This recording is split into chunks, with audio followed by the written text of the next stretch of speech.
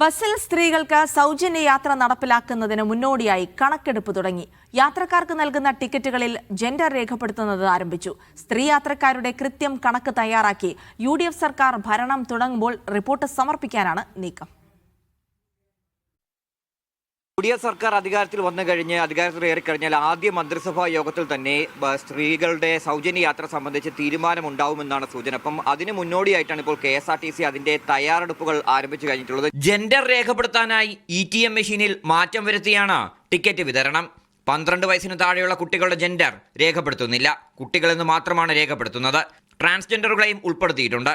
ധനകാര്യ സെക്രട്ടറിയുടെ നിർദ്ദേശാനുസരണമാണ് KSRTC survey തുടങ്ങിയത്.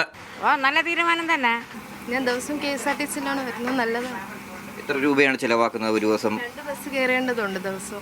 നല്ല കാര്യം തന്നെ. നല്ല കാര്യം. UDF സർക്കാരിന്റെ ആദ്യ മന്ത്രിസഭാ യോഗത്തിൽ തന്നെ KSRTCയിലെ സ്ത്രീകളുടെ സൗജന്യ യാത്ര സംബന്ധിച്ച നിർണായക തീരുമാനങ്ങൾ ഉണ്ടാവുമെന്നാണ് സൂചന. ഏത് രീതിയിലാണ് നടപ്പിലാക്കുക എന്നതിൽ വ്യക്തത വന്നിട്ടില്ല. BPLകാർക്കാണോ അതോ ഓർഡിനറി ബസ്സുകളിൽ മാത്രമാണോ, സ്ത്രീകൾക്ക് മാത്രമായി ബസ് ഇറക്കുമോ എന്നതാണ് ഇനി അറിയേണ്ടത്. 150 കോടി രൂപയെങ്കിലും മാസം സർക്കാർ സഹായമായി KSRTCക്ക് നൽകിയാലേ പദ്ധതി നടപ്പിലാക്കാനാവൂ. RB Sanu, media 1, Thiruvananthapuram.